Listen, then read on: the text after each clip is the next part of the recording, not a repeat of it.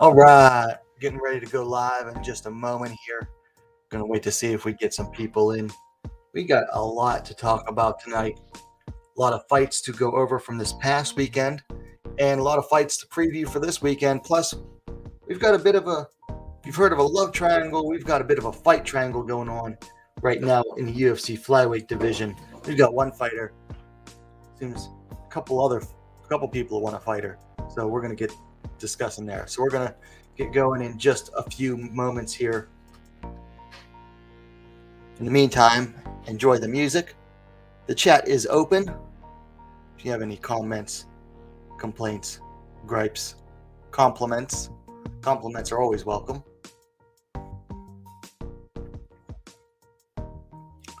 All right, so we got a few people in, so we're going to go ahead and get started.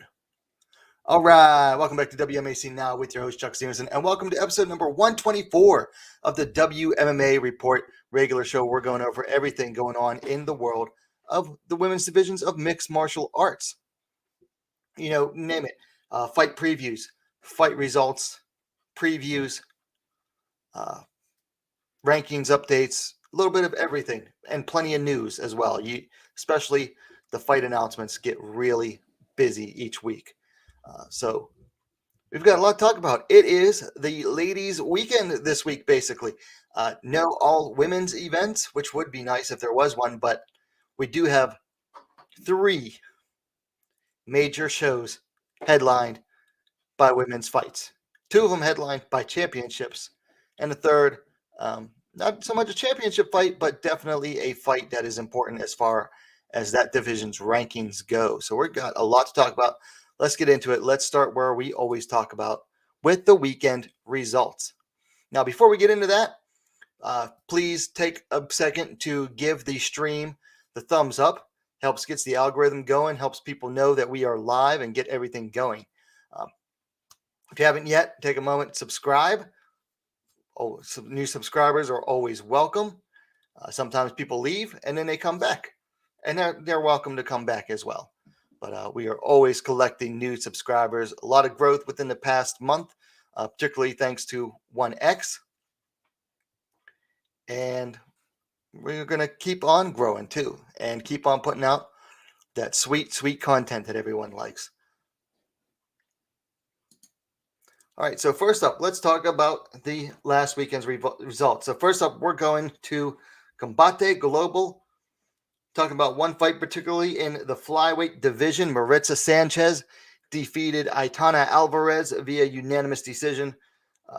Sanchez climbed to 3-1. Alvarez fell to 1-3. This was a darn good fight. Non-stop action from bell to bell.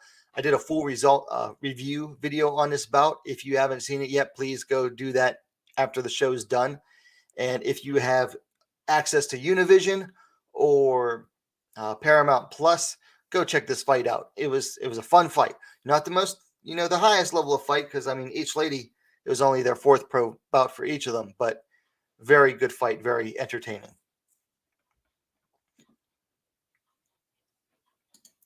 And then on Saturday, we had Aries number 5 from Paris, and Aries had 3 or 4 ladies bouts. 1, 2, 3, 4 ladies bouts.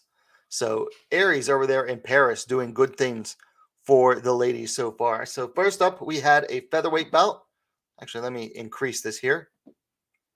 Featherweight bout where Karolina Sobek defeated Mariza Locke via submission due to a modified Americana. 36 seconds of the second round, Sobek climbed to 4-0. Locke fell to 6-1. Locke I thought was getting the better of the exchanges in the first round. Sobek just wasn't able to get her timing and range down, but started doing better. Excuse me.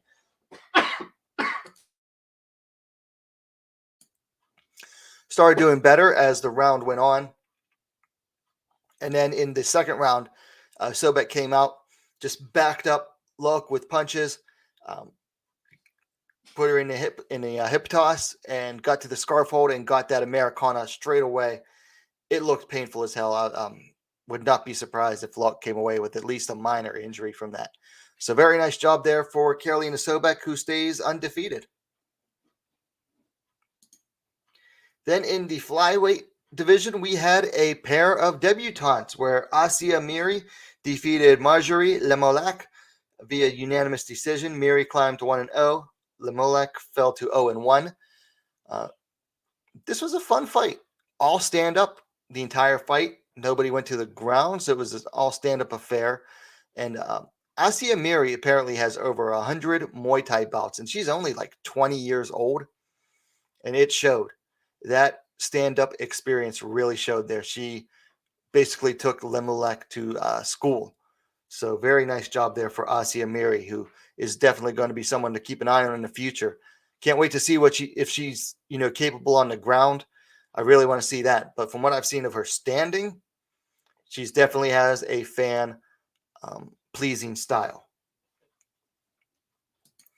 Then we had a catchweight bout where Ivana Siric defeated Marta Volacek via split decision. Siric climbed to 4-0. Volacek fell to 5-5. This was a very close fight, very hard-fought battle between these two ladies. Upon the first watch, I honestly probably would have given it to Volacek, but it was like a close enough fight that probably could have gone either way. So I'm not disappointed that Siric gets to stay undefeated. But overall, good fight, very close, some good action. Definitely the kind of test that an inexperienced fighter like Ivana Siric needs. And Volacek, very tough fighter.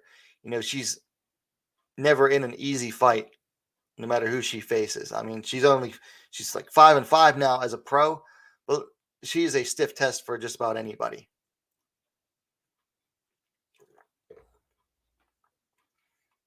Then up on the main card, we had a bantamweight bout where Gisele Mohair defeated Zaira Dishakova via submission due to armbar 4 minutes, 59 seconds of the first round. Mohair climbed to 12-5. Dishakova fell to 9-5. I said this on Monday night when I did a weekend recap. Gisele Mohair, at 41 years old, if I were a young bantamweight prospect outside of the UFC, I'd do everything I could to avoid her. She is terrifying. She is, without a doubt, the scariest bantamweight outside the UFC right now. I don't care. Name another bantamweight outside the UFC.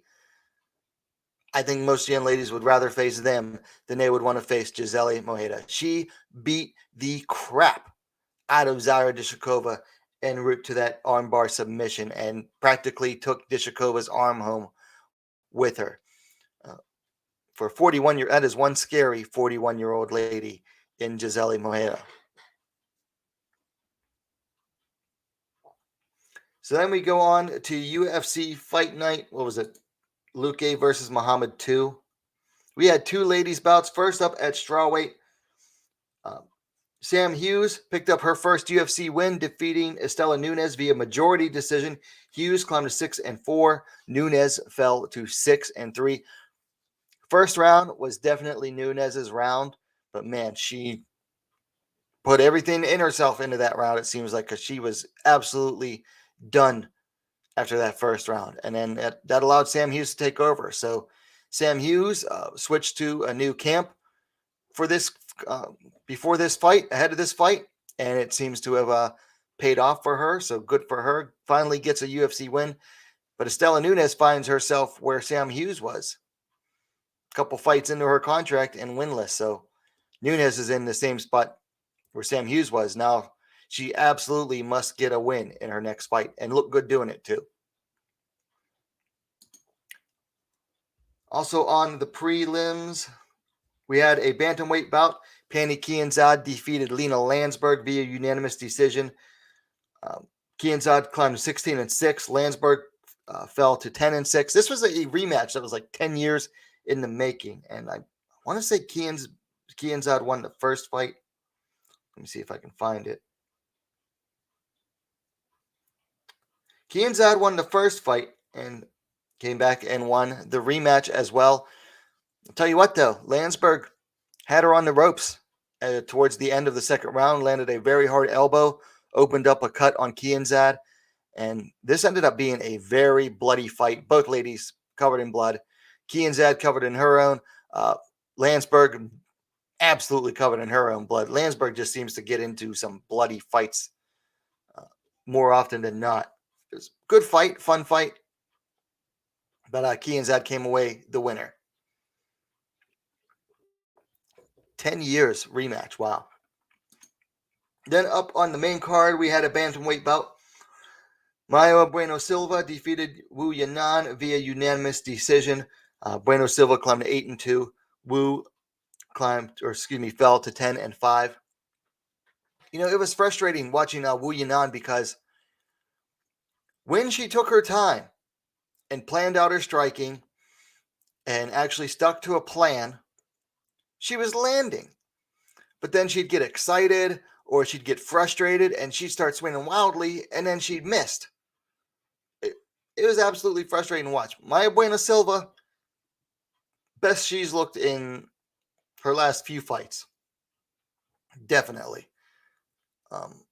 Maybe she should have been fighting at bantamweight the whole time.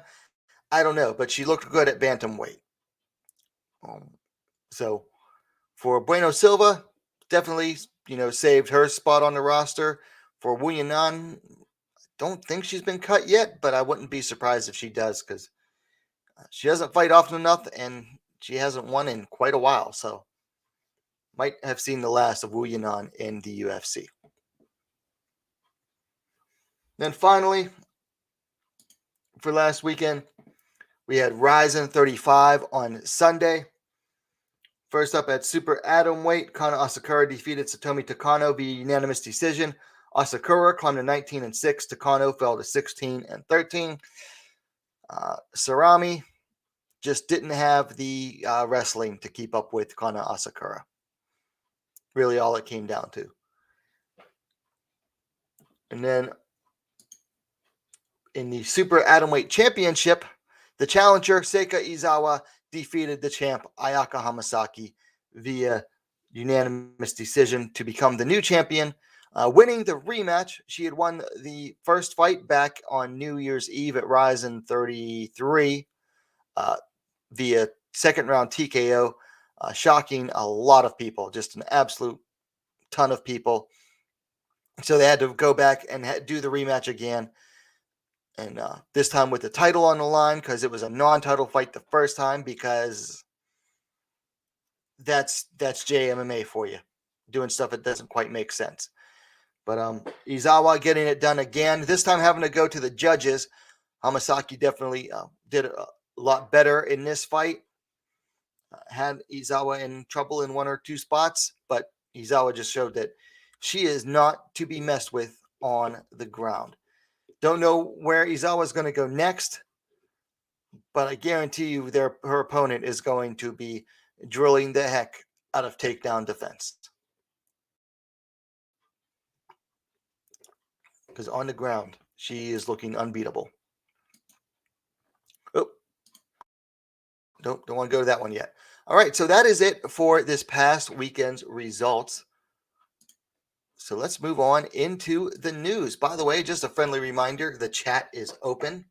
If you have any comments on anything we're discussing. But let's get into the news. All right, first up, UFC 275 goes down June 11th in Singapore. They added a bantamweight bout. Jocelyn Edwards taking on Ramona Pascual. So Pascual getting to fight closer to home in Asia, down there in Singapore, against Jocelyn Edwards. So this will be at bantamweight. Pascual debuted at featherweight, taking the fight on short notice against Josiane Nunes in a losing effort. But this will be a good fight. This will definitely be a good test for Pascual to see where she's at in the UFC. And for Josiane Nunes, I want to say she lost her last bout, so this will be a good chance for her to rebound. Then we got a bit of some injury news. UFC flyweight Luana Pinheiro announced via her Instagram that she is injured. So her fight with Jessica Penney that was set for April 30th in next weekend, it's now off, unfortunately. So that's the second time that fight has fallen through. First time it was Penny that I believe was injured with something, and then now it is Luana Pinheiro who's injured. And so that's the second time that fight has been either canceled or pushed back. We got some more fight announcements. Road FC 60 goes down May 14th in Daegu, South Korea. They have a 51 kilogram catchweight bout. Nyan Go taking on Salyon Park. I believe it is Go's debut and Park's second fight. Then Aries 6 goes down May 20th in Paris, and it will be on UFC Fight Pass. We got a bantamweight bout. UFC veteran Lyanna Jojo taking on Daria Zalesnyakova. So Jojo getting out of the UFC, but jumping right into the fire against a tough bantamweight prospect in Daria Zalesnyakova. So that should be a good one. And it's on Fight Pass. So I know a lot of you are going to be probably already have Fight Pass. I know I do. So should be keeping an eye out on that one, May 14th. Or excuse me, May 20th. And then FAC 14 goes down that same day in Minnesota. Also on Fight Pass, they added an atomweight bout. Elle Wagman taking on Kelly Vislowski. So that's like I think this will be the fifth fight for FAC for Elle Wagman. And if she wins this one, she'll be 5-0. I've been keeping an eye on her. I'd like to see her, if not go somewhere else after this fight, if she wins this one, I'd like to see at least FAC put her in against someone with a winning record. Just my thoughts on that. Then we have Deep Tokyo Impact goes down March 29th in Tokyo. They've added 3 pro ladies bouts. They also added I believe a pair of ladies like amateur or semi-pro bouts, but let's talk about the ladies pro bouts. So we have a 50 kilogram catchweight bout. Emi Tomomatsu taking on Yuko Kiryu. Yuko Kiryu just fought at the last Deep Jewels event coming off of a decision win. Whereas Tomomatsu, I think she's lost her last 3 or 4, which really sucks to see because she's been around forever. Then they have a bantamweight bout. Yurina Horiguchi taking on Marina Kumagai. And then a featherweight bout. Juicy Hishinuma taking on Chiko Hasoyo. Juicy, last time we saw Juicy Hishinuma, she was in a lightweight bout where she defeated Po Chan Z. That was like the first official women's lightweight bout Deep Jewels had ever held. Then we got UFC 276 goes down July 2nd in Las Vegas. We have a bantamweight bout. Jessica Rose Clark is going to be taking on Yulia Stoliarenko. Jessica Rose Clark, big fan favorite. Taking on Stoliarenko, who's, to me, Stoliarenko's she's fun, kind of fun to watch, but also super frustrating to watch. Stoliarenko just, I don't know. If she goes in there with a game plan, she tends to throw it away very fast. It just gets frustrating to watch. But I still like watching her for some reason. I don't know what it is, but I like Stoliarenko. Jessica Rose Clark, she's a bit of a fan favorite, but for other reasons. And then Lux 23 goes down June 17th in Puebla, Mexico. That one's going to be on Fight Pass as well. Added a flyweight bout. Ellie Rodriguez taking on Alma Cespedes. And then final bit of news here. Just saw this one about a half hour ago. Jorge Masvidal's Icon FC number 3 goes down June 3rd in Virginia. You know, Icon used to be separate, and then I guess they brought on Jorge Masvidal to attach his name to it. So they restarted numbering their events. Anyway, this one goes down June 3rd in Virginia, and that's going to be on Fight Pass. So Fight Pass is going to be picking up really good as far as the ladies' bouts goes. A strawweight bout. Lydia Warren taking on Sydney Smith. Both ladies making their pro debuts. So that's it for the news for this week. Not a whole lot going on. But I do like what is going on. So we got some more bouts coming up. So before we go into this coming weekend, we've got to talk about the rankings updates. Not so much that there's so much going on as far as like any updates, but because there are 2 title bouts going on in the women's divisions, plus several bouts that will affect the ladies' rankings, we've definitely got to take a look at them. So first up, let's take a look at Bellator's, because Bellator has some flyweight action going on here. So right now, this weekend, we've got the champ, Giuliana Velazquez, taking on number 3, Liz Carmouche. So we could see a switch there.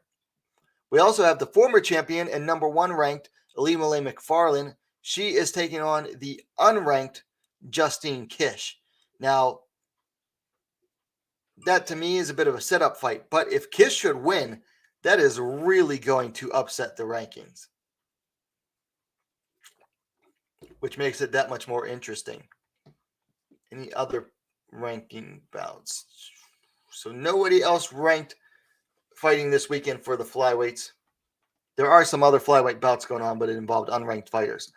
Featherweight, we've got some featherweight action going on this week as well. So first off, we've got Chris Cyborg taking on number 1 contender Arlene Blencowe in a rematch.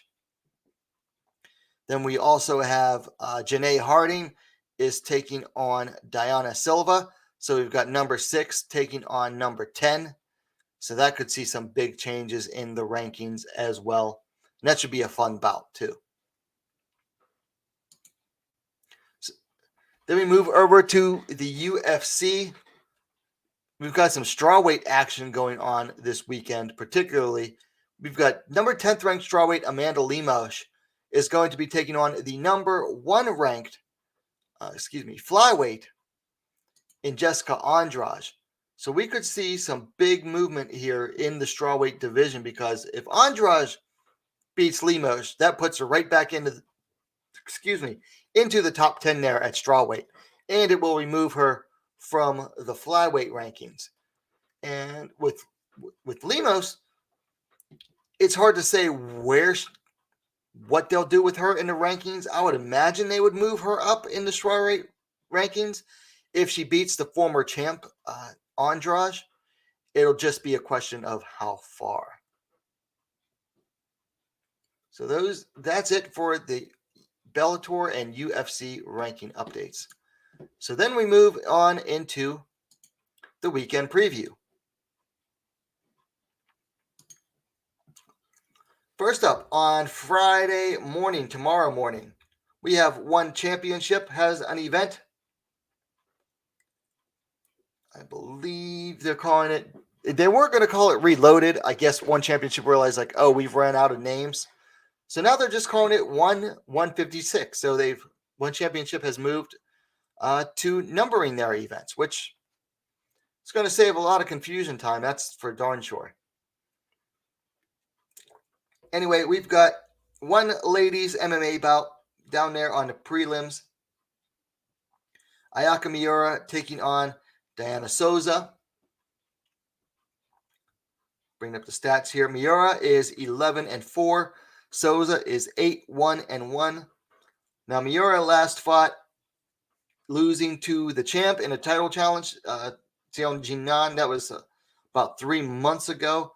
Souza last fought 8 months ago, winning via submission down there in Brazil, where she's from. Or no, I'm sorry. She fought in LFA. And then I believe her fight before that was in Brazil. Looks like Souza is the younger fighter, 25-31. And Souza will be just slightly taller, 5'3", 160 centimeters to 5'2", 157 centimeters for Miura. I'm pretty familiar with Miura. You know, she's a judo specialist. Kind of predictable in what she's going to do. I mean, if you've seen enough of her fights, she's going to look to close. She's going to look to get either a trip or a throw, and then look for a scarf hold, a submission from the scarf hold position. Souza, I'm not nearly as familiar with. Let me look at her record, though. I know, like, she's not just a can crusher from Brazil. So, yeah, she actually has some good wins here. Most of her wins are over fighters with winning records, even going all the way back to the beginning. Her last opponent was undefeated at 4-0. Her opponent before that was 5-2. She has a win over Ketlin Souza, who was 8-2 at the time back in 2020. So yeah, Souza has some good wins. So she's not a scrub being brought in. I don't really have a pick for this one just because I haven't seen enough of Souza to really judge. Usually I tend to lean towards the fighters I do know. I just don't feel comfortable with that with Ayaka Miura. And don't get me wrong, I love watching Zombie fight. That's her nickname, Zombie. But her fighting Brazilians makes me nervous. She doesn't do so well against Brazilian fighters. Anyway, so that is it for one championship. So I'm not going to make a pick for that one. So then we move on to Friday night, tomorrow night, LFA 130, coming to us from North Dakota at the Four Bears Casino. We've got two ladies bouts. First up, a strawweight bout between Hillary Rose and Tiani Valley. Rose coming in at 5-4, Valley coming in at 3-3. Both ladies coming in off of a pair of losses. Hillary Rose last fought just under 2 months ago. Tiani Valley last fought 11 months ago. Let's see. Valley is 2 years younger, 27 to 29. And Valley is slightly taller, 5 feet 4 inches, 163 centimeters, to 5 feet 3 inches, 160 centimeters. No reach listed for Valley. Rose is at 63 inches, 160 centimeters. I'm going with Hillary Rose here. Valley might be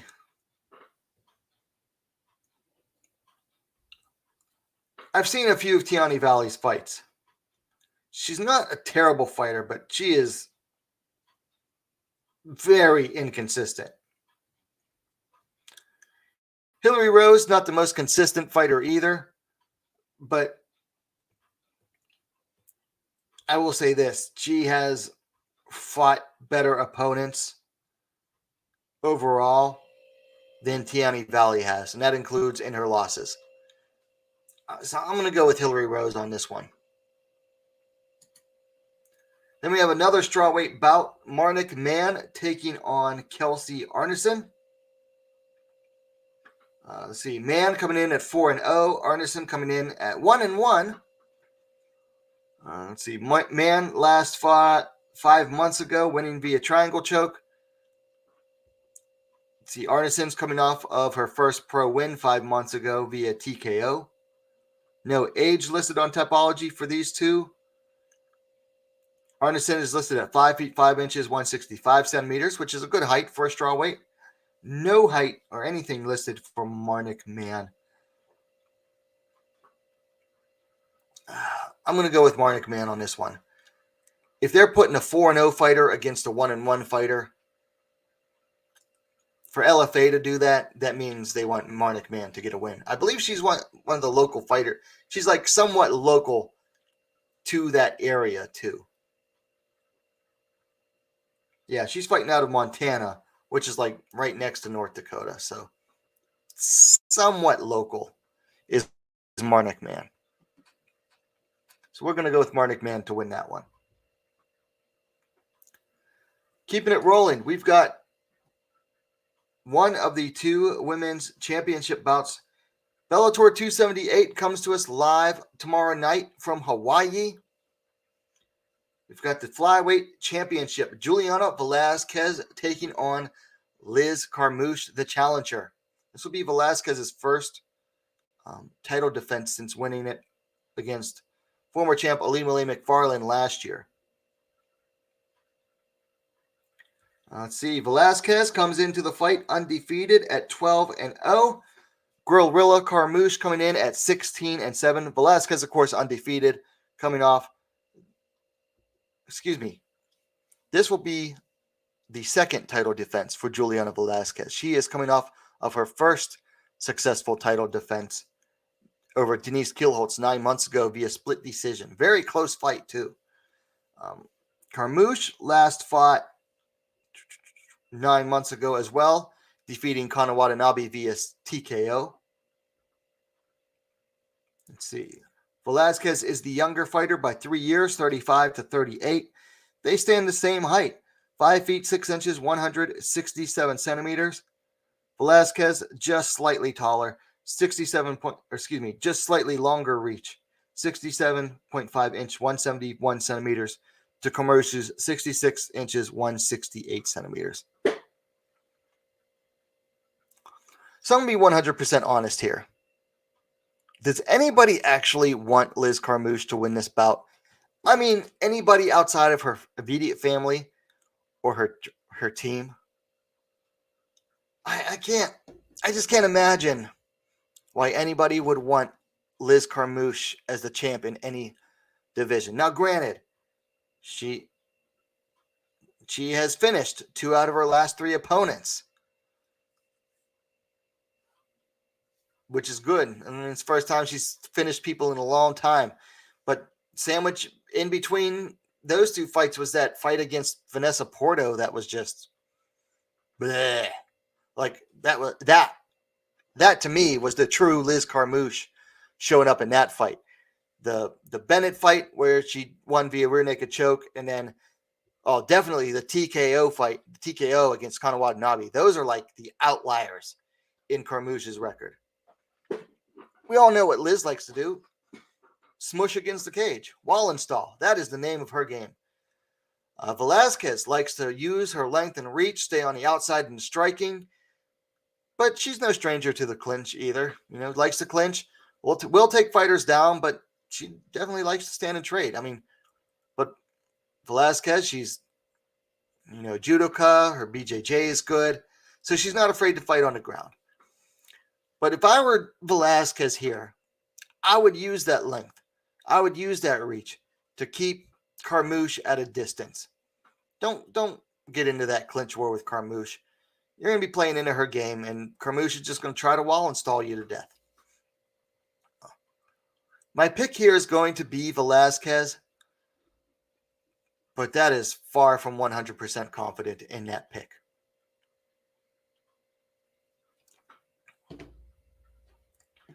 But I'm going with Giuliana Velazquez to win this one. Then we move to Bellator 279 the next night, still in Hawaii. We've got 5 ladies bouts on one card. 5 ladies bouts on one card. Just thought I should repeat that. First up, we have a flyweight bout. Sumiko Inaba taking on Whitney Powell. Inaba coming in at 3-0. Powell's coming in at 3-4. Inaba last fought 5 months ago, defeating Randy Field via submission. Powell's last fought. Is it that recently? Wow. Let me check. I got to verify this. Whitney Powell just fought on March 25th, winning via decision at LFA 127. Before that, she had fought in November, so she's been busy recently. Let's see. Powell is 1 year younger, 30 to 31 for Inaba. They are the same height, 5 feet 4 inches, 163 centimeters. I think Powell's being brought in here to lose. I think that's a safe thing to say. Inaba looks like a very solid prospect so far. I've seen growth in her across all 3 of her fights. Each fight I've seen a little bit more, little new things, more new things from her. I think she's definitely someone that Bellator wants to build in. Plus, this is a homecoming fight for her in Hawaii. First time she'll get to fight for Bellator in Hawaii. So I think this is definitely being a bit of a setup fight for her because, they brought in someone with an upside-down record. That being said, Powell has won her last 2 fights. And I don't believe she's lost 2. Hasn't lost since 2019. So Powell could take the win here. We'll just have to see. But for if I were putting money on it, I'd go with Sumiko and Naba. I like watching this young lady fight because, like I said, she's very young. She's very much still a developing fighter, but she has shown consistent improvement across each and every one of her fights. Then we move to a featherweight bout. Janae Harding taking on Diana Silva. Good chance for Diana Silva to move up in the rankings here. But Hollow Point Harding coming in with a record of 6-5. Silva coming in at 9-7. Harding coming off of a loss to Leah McCourt 10 months ago via triangle choke submission. Fight she was on her way to winning too before she ate an up kick. Silva is winless in in Bellator. She's 0-2, but here's who her losses are to. A split decision to Julia Budd 11 months ago, and then a TKO to Arlene Blenko 8 months ago. So Silva got fed to the wolves right away in Bellator. Harding's the younger fighter, 27-31 for Silva. Harding's taller, standing a statuesque 5 feet 9 inches, 175 centimeters to Silva's 5 feet 7 inch, 170 centimeters.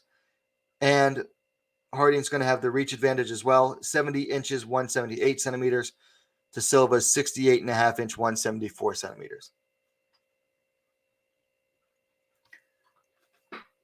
I'll be honest, I like Janae Harding. I'm a Janae Harding fan, even though she's not the most consistent fighter. Something about her. I like watching her fight. But having said that, I got to go with Silva in this one. I thought she performed really well against the former champ, Julia Budd. Most people think that she should have gotten the nod in that fight. Coming up short against Arlene Blenko. There's no shame in that. That's for darn sure. No shame at all in coming up short against Arlene Blenko. So I just feel that, Silva has been taking on better opponents lately in Bellator than Harding has. And Harding, it's kind of inconsistent. So I like Janae Harding, but I got to go with Diana Silva to win this one.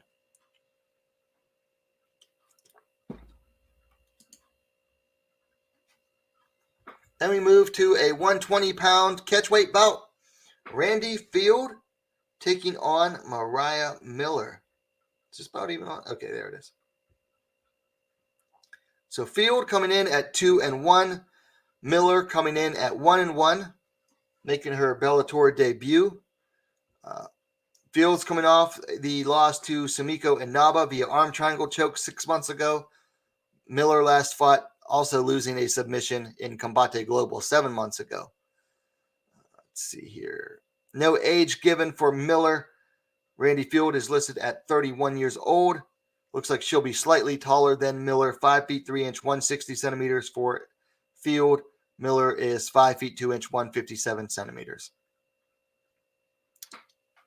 I don't really have a pick for this one. This is one of those, it's like both fighters are young or fairly young, inexperienced.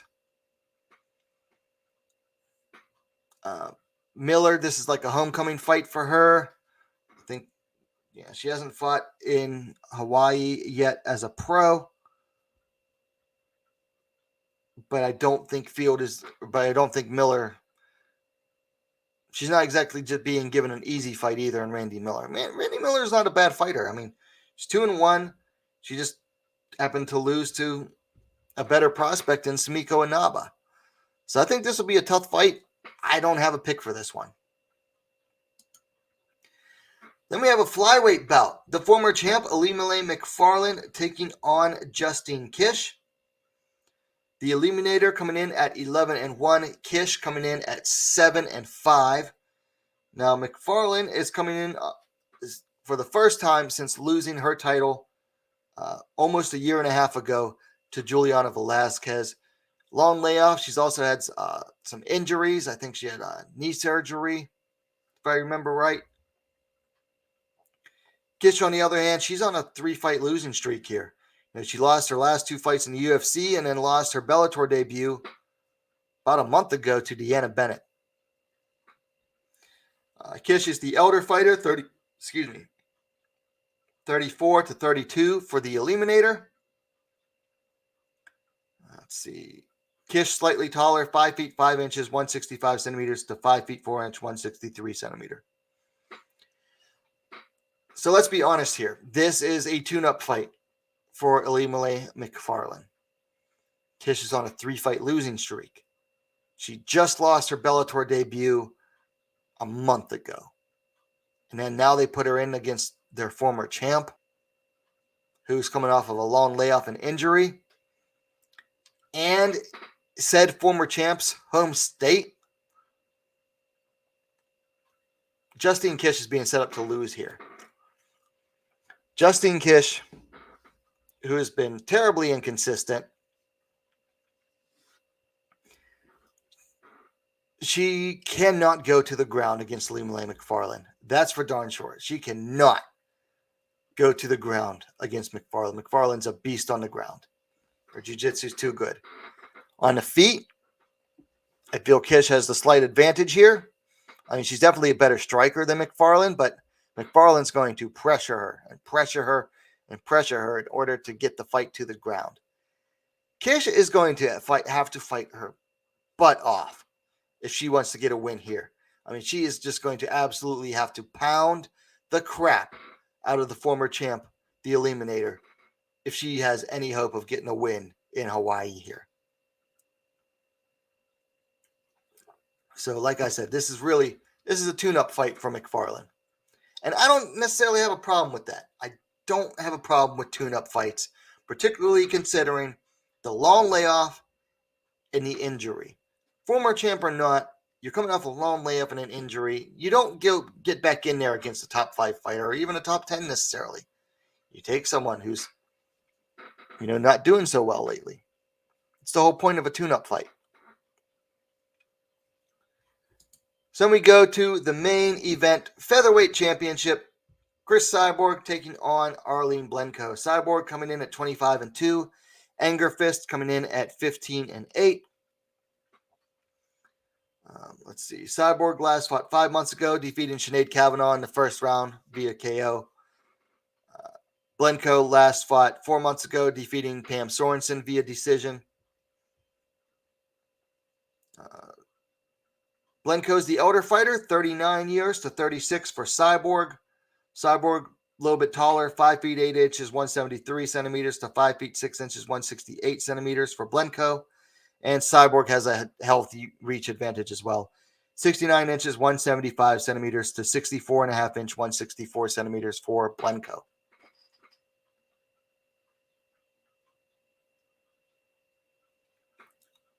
So these two already fought each other.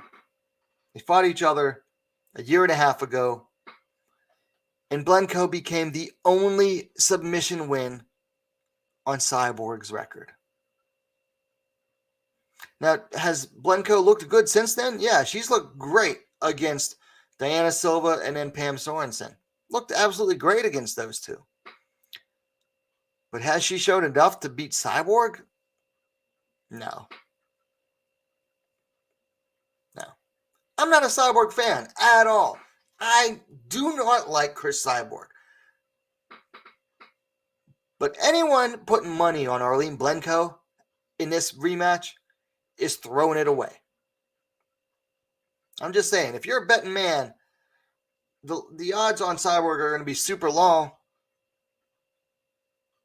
Put them on her. I mean, you're going to have to spend a ton to win a little, but putting money on Blencowe at this point really is just throwing it away. Cyborg hits harder. She's going to throw more volume than Blencowe. She's going to storm Blencowe with strikes. Probably going to try to take her down again. She already beat Blencowe with a submission once, so she might try it again.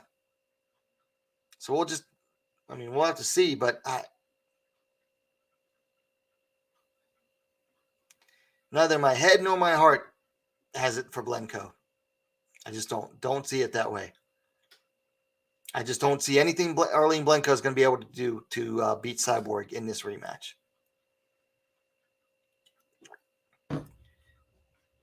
I think I mentioned it before, 60% of rematches are won by the winner of the first fight. So the stats favor Cyborg as well. So that's Bellator 279. That's Saturday night. So then we move on to the UFC fight night, Lemos versus Andrade. We've got two ladies bouts. First up, on the main card at flyweight, we have a flyweight bout. Maycee Barber taking on Montana De La Rosa. Barber coming in at 9-2. De La Rosa coming in at 12-6-1. Barber last fought defeating Miranda Maverick 8 months ago via split decision. Very contentious decision as well. Most people gave that fight to Maverick. De La Rosa coming in off of a win over Ariane Lipski via TKO 10 months ago due to ground and pound. Let's see here. De La Rosa is the elder fighter, 27-23. She's taller than Barber, 5'7", 170 centimeters to 5'5", 165 centimeters for Barber. And De La Rosa has the reach as well, 68 inches, 173 centimeters to 65 inches, 165 centimeters. This is one of those fights where I've got to pick against the fighter I like. I like De La Rosa more than I like Barber. But I'm going with Barber. Barber will have had full time to adjust to training at Team Alpha Male. I don't think they're going to steer her wrong. She seems like she definitely hasn't lost any of her confidence that she had early on in her UFC career. Talking about Barber, but she does sound like, she's less arrogant. Like she knows, like she's done some growing up the last couple of years. It seems like. On the ground, I would give a slight advantage to De La Rosa. I would say overall, De La Rosa is the far cleaner, more technical fighter. But Barber has like genuine power where if she hits you one time, it's going to have you on the edge. And that's how she's won several of her UFC fights, where she gets one good hit on you. And it's really all she needs to throw you out completely off your game.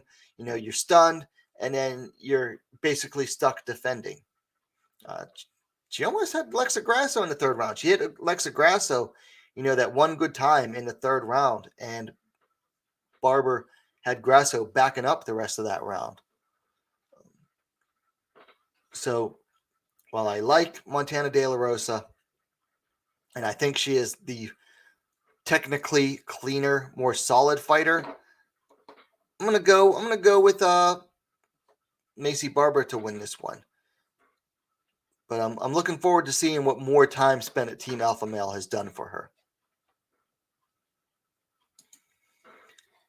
Then in the main event, we have a strawweight bout. Amanda Lemos taking on Jessica Andrade. And Andrade returning to strawweight after a stint at flyweight, including a failed title bid. But she also beat the current number one flyweight up there in Katlyn Chookagian, and also beat, what's her name? Cynthia Calvillo. Anyway, Amandina Lemos coming in at 11-1-1. Andrade coming in at 22-9. Lemos coming off of a contentious split decision win over Angela Hill about 4 months ago. Andrade coming in off of the TKO over Cynthia Calvillo about 6.5 months ago. Let's see. Lemos is the elder fighter, 34-30 for Andrade. And no surprise here, Jessica Andrade is the shorter fighter, 5 feet 1 inch, 155 centimeters, giving Lemos a 3-inch height advantage, 5 feet 4 inch, 163 centimeters. And also, no surprise, Lemos is going to have the reach advantage, 65 inches, 165 centimeters to 62 inch, 157 centimeters. So this is going to be an interesting fight. In the early rounds, particularly the first round, Andrade is going to have to be very careful. Lemos hits hard. Lemos hits hard. And has one hitter quitter power in her hands. Of course, so does Andrade. But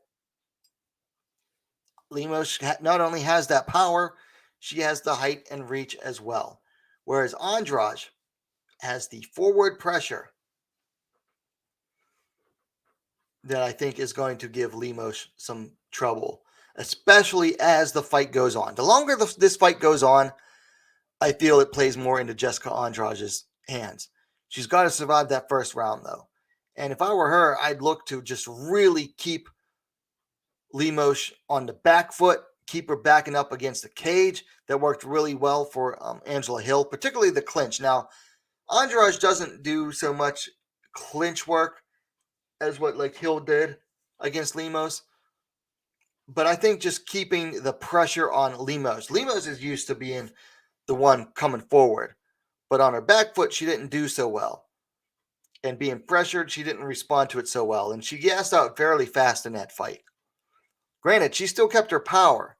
But we know Andrade. Andrade does not gas in fights. Andrade does not stop applying pressure in fights. Doesn't matter. 3 rounds, 5 rounds. This is a 5-round fight. That definitely favors Andrade's style against Amanda Lemos. So I'm taking Jessica Andrade to win this one. We've got Brian Williams in the chat.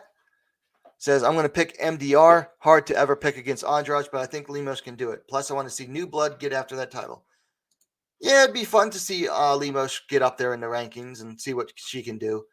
But this to me is her first real chance to prove herself at strawweight against the former champ. Granted, Andrade is not ranked at strawweight. She's ranked at flyweight. But, I mean, if your best win in the UFC is against Angela Hill, that's your first ranked win. Someone who's never beaten a ranked fighter, definitely need a better win than that, which beating Andrade will definitely do that for Lemos. But for Andrade beating Lemos, that's going to put her right back in there, right back into that title picture as well. She puts her right back into the top 10, and particularly if Rose Namajunas beats Carla Esparza, then Andrade will be knocking on the door for that trilogy fight. So really, really interested in seeing this fight this coming weekend. So that's it for the weekend preview. So I do have a discussion topic for tonight. So we've got a bit of, you've heard the phrase love triangle, but we've got a bit of a fight triangle going on between Alexa Grasso, Jennifer Maia, and Manon Fiorot up there at flyweight. And it could get interesting. So we've had one fighter calling out one fighter, another fighter calling out the other. And then one of the fighters that got called out said, I'm down for it. So it all started with, and I'll bring this up on the screen here. This article by MMA Junkie says, Alexa Grasso wants to test herself against Jennifer Maia. She gave the champion her toughest fight. And I want to talk about this because, I saw some other takes on it, and I think they were trying to push a certain narrative a certain way. So I wanted to give my view on it as well. It says, Alexa Grasso knows she's not too far from UFC gold. The UFC women's flyweight contender feels she doesn't have many fights left before the organization comes calling with an opportunity to fight for the championship belt. Grasso, 14-3 MMA, 6-3 UFC, is coming off a first-round submission win over veteran Joanne Wood in the co-main event of UFC on ESPN 33 last month in Columbus, Ohio. The victory over Wood kept Grasso undefeated at 125 pounds, as she's now on a 3-fight winning streak since moving up from strawweight in 2020. Says the Mexican fighter would like to face former title challenger Jennifer Maia, as she's the rival who's given champion Valentina Shevchenko her toughest title defense. It says, quote, "There's so many fighters I'd like, but the one that has given the most fight and trouble to Valentina is Jennifer Maia," Grasso told MMA Junkie in Spanish. "With all respect, I'd like to fight with her." She goes on to say, "Maybe in her last fight she didn't do that well. We fought that same night, but let's also remember, she took the fight on short notice against someone who has 2 well-trained camps. And I thought she did very well. It's just her conditioning didn't help her. She only had 3 weeks of preparation, and she was up against someone who had like 12 or 15 weeks training. So, of course, it was a factor. For me, I'd love to fight her. She was an Invicta FC champion. She's very skilled. She's a black belt. And like I'm saying, she gave the champion her toughest fight. That would be a fight I'd like a lot." It says Maia is coming off a unanimous decision loss to rising contender Manon Fiorot. It was a fight she took on a couple weeks' notice. It says Shevchenko has yet to taste defeat in the UFC 125 pounds, blah, blah, blah. Next facing June 11th, Tyler Santos. It says unless there's an upset by the challenger, Grasso feels she's up next given the landscape of the division. Quote, "From what I've seen at flyweight, all challengers had 4 consecutive fights, so I'm assuming they're going to want me to have 4 straight wins," Grasso said. "So maybe it's just one more fight. All the top girls have already fought her. We're only missing her upcoming opponent, and then it's me." So here you have Grasso has called for a shot against Jennifer Maia. Now, right now, Maia is actually ranked below Grasso in the rankings. I believe Grasso is at number 4. Let me see if I can find that.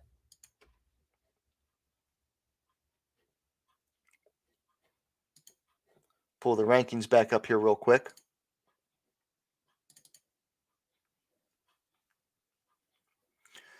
So we've got Grasso at 5, Manon Fiorot at 6, and Maia at number 7. Now, normally I think calling out someone lower ranked than you isn't always the best look. It kind of looks like you're trying to take maybe an easier fight. But I will say this.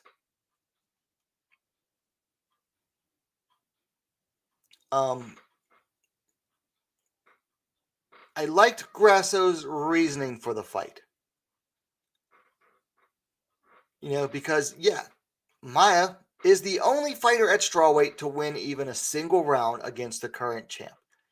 And people still remember that. People are still talking about that. Yeah, Maia gave so far the toughest fight to the current champion, Valentina Shevchenko. And that hasn't lost its value at all. And yes, Maia is coming off a loss, but like Grasso said, Maia took that fight on short notice. So I kind of I understand Grasso's reasoning behind that. Now, we also have, via MMA Junkie, Manon Fiorot eyes July showdown with Alexa Grasso. She has really good boxing, but I'm the better striker. Says Manon Fiorot has mapped out a plan to a UFC women's flyweight title shot. Seems like all these ladies are mapping out their plans. It says Fiorot, who's coming off a big win over former title challenger Jennifer Maia at UFC on ESPN 33 in March, wants to notch 2 more victories before challenging flyweight champion Valentina Shevchenko. Initially, Fiorot called out Katlyn Chookagian in her post-fight interview, but after Chookagian was booked against Amanda Hebos, the 32-year-old has diverted her attention to Alexa Grasso. Well, technically, Chookagian was already booked when Fiorot made that call out. Maybe she didn't realize it, but Chookagian already had that fight booked. Anyway, it says, quote, "I'm number 6, Alexa is number 5, so I'm pretty sure it's the fight to make," Fiorot told MMA Junkie. "I hope the UFC can make this fight in July, and I think it's the fight to make because after that, I can call out Katlyn for September or October, and that's the correct way for Valentina." She continued, I don't just want a shot at Valentina. I want to fight and win against her. So I think with 2 more fights, I'll be more experienced and my confidence will be 100% that I can win this fight with a good show. Although Grasso has showed off some of her ground game in her first round submission of Joanne Wood at UFC on ESPN 33, the Mexican fighter is known for her boxing, but Fiorot thinks she would have the edge wherever the fight goes. Quote, I really want to fight against her in a stand-up, Fiorot said. I think my stand-up is better. I think my wrestling is better. I think I can fight against her on the ground. So yeah, it's a good fight for me. I think she has really good boxing, but I'm the better striker. She continued, first, I really want to strike against her to show my skills and to prove to everybody that I'm the better striker. But if she wants to grapple and wrestle with me, I can take her down and finish the fight on the ground too. And that's it for that article. So now,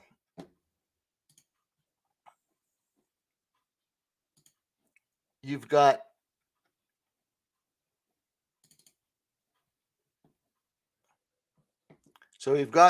Alexa Grasso calling out Jennifer Maia, but then we've got Manon Fiorot calling out Alexa Grasso here. So we've got a pair of call-outs here. So we've already got this triangle circulating around.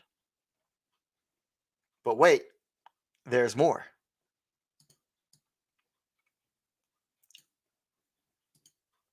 Per MMAfighting.com, Jennifer Maia accepts Alexa Grasso's challenge, wants her next. She hasn't fought an opponent of my level. So let's go ahead and take a look at this one. It says, ask and you shall receive. Alexa Grasso tapped Joanne Wood this past March at UFC Columbus to secure her third straight victory and then voice her interest in a clash with Jennifer Maia, who is down for the challenge. It says, days after Grasso told Lemos MMA she wants to face Maia, the woman Grasso thinks has given the most fight and trouble to UFC flyweight queen Valentina Shevchenko, the one-time challenger reached out to MMA Fighting to respond. Quote, I accept the challenge, Maia said. I think it's a fight everybody would like to watch because of its technical aspect. She hasn't fought an opponent of my level so far, even though Jojo is an experienced athlete. She hasn't fought an opponent of my level in the UFC, so it would be a great fight. Article says, Grasso is on a roll since moving up to 125 pounds, defeating Jiyeon Kim and Macy Barber via decision before her recent win over Wood. Maia, on the other hand, went the distance with Shevchenko in 2020 and rebounded against Jessica Ai before losing back-to-back fights to Katlyn Chookagian and Manon Fiorot in a span of 2 months in 2022 to drop her overall record to 19-9-1. After a busy start this year, Maia said she could face Grasso in 2 months, but no later than September. I took that fight with Fiorot on 3 weeks' notice, but that didn't affect the result because I was well-trained, said the 33-year-old veteran, a former Invicta FC flyweight champion. I felt ready and let things go, but it wasn't my day to shine and win. It was my opponent's, which is very complimentary. But here's the funnier part. This is better. She went in there to score points and come out victorious, Maia said of Fiorot. She didn't engage with me. She fought like Katlyn Chookagian, running from the fight and scoring points to win. Juicy. So now, going back to this, we've got Grasso calling out Maia, Fiorot calling out Grasso, and then we've got Maia calling out Grasso as well, saying, "Hey, I'll take the fight." So you've got a pair of options here. You can go Grasso and Fiorot if you're the UFC, or you can also go Grasso and Maia. Both fighters are on, their way to just outside title contender status right now. I mean, they're both within the top 10. Grasso is at, Grasso was at 5 and Fiorot at 6. So one more win for either, you could justify a title shot, because right now, let's be honest here, the title picture at flyweight, Shevchenko needs contenders. If she gets past Taila Santos, and I predict she will, Shevchenko is going to need another contender before the end of the year. Because you know how busy, she likes to stay busy. She likes to fight at like 3 times a year, average probably, if I remember correct. So Shevchenko likes to stay busy. She's going to need contenders. And I don't disagree with any of these ladies' reasons for calling each other out. Now, I've seen some of the Manon fanboys basically saying it's a duck by Grasso because they want to see Fiorot beat Grasso. I don't believe that at all. I think when you get that close to a title shot, it's not about ducking certain fighters. It is about managing your career to get yourself in line for the title shot. And let's be honest here. Jennifer Maia is not an easy fight for Alexa Grasso. She's not. Jennifer Maia is not an easy fight for anybody. So I don't blame Grasso for calling out Jennifer Maia. And I don't blame Fiorot for calling out Alexa Grasso. But I think that I like the way that each fighter, each of these two, Grasso and Fiorot, I like how they have their plans mapped out. Whereas Grasso thinks, hey, I only need 1 win to get the title shot. Fiorot wants 2 wins. She wants to beat Grasso in June or July and then face Katlyn Chookagian later on. That doesn't necessarily line you up to get a fight with Valentina by the end of the year, though. And if Valentina beats Santos, she's going to want to do a quick turnaround because she hasn't fought in a while. Whereas if Grasso beats Maia in, say, June or July,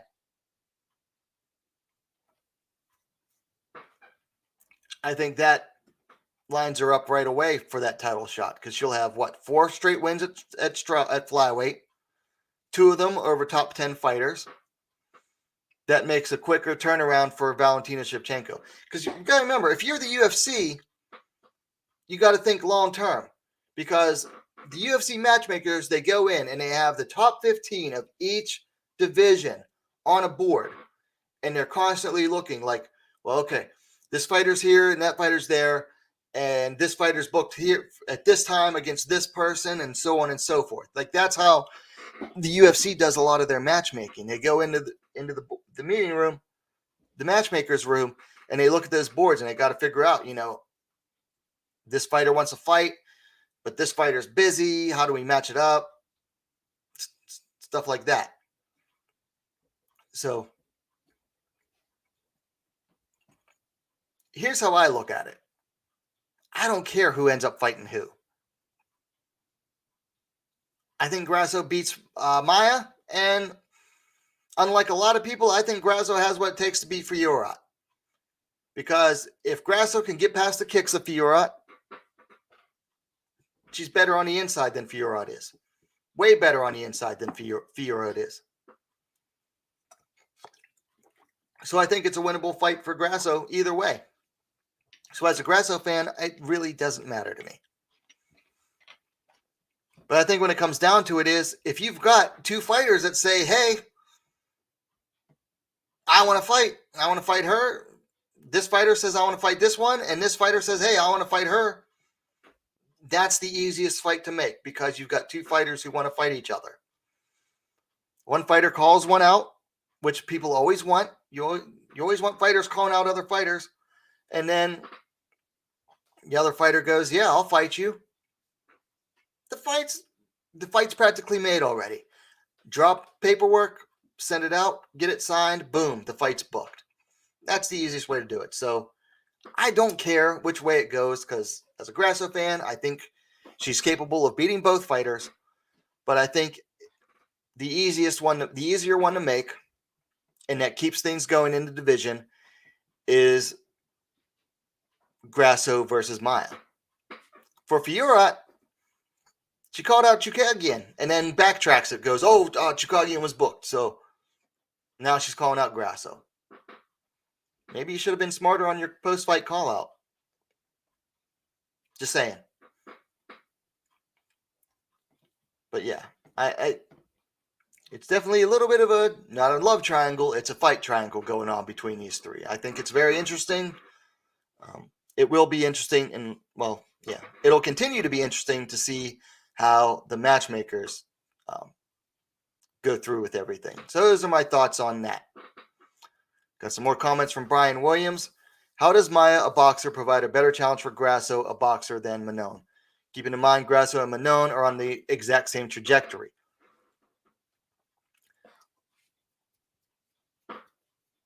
I think Maia is a much tougher fighter on the inside.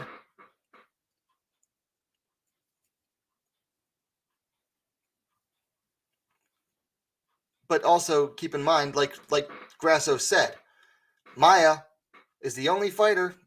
Maia gave the champ her toughest challenge yet, so that's why she wants to fight her.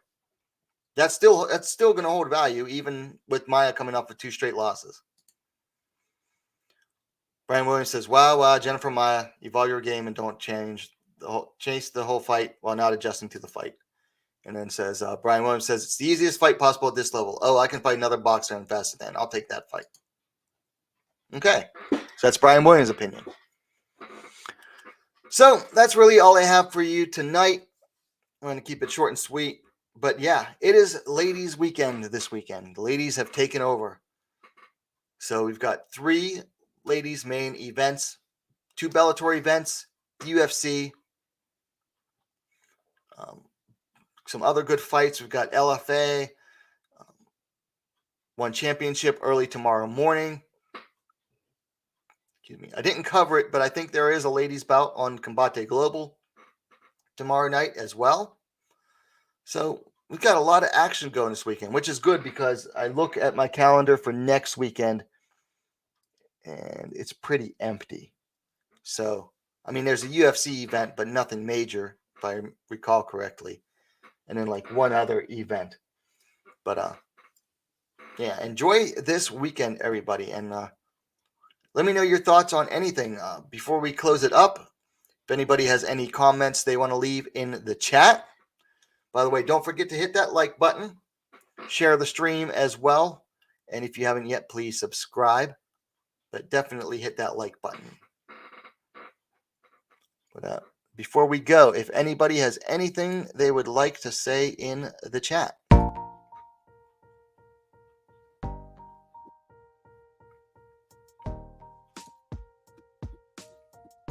Brian Williams says that smoke and mirrors. Manon versus Grasso is the fight to make, and it's what the people want to see. But like you, I think it's a winnable fight for Grasso.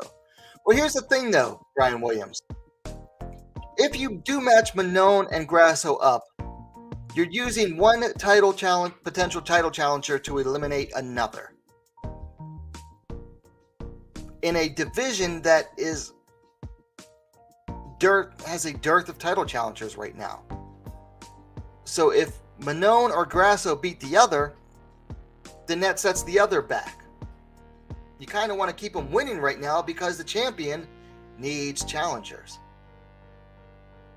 So UFC might not want to match them up against each other.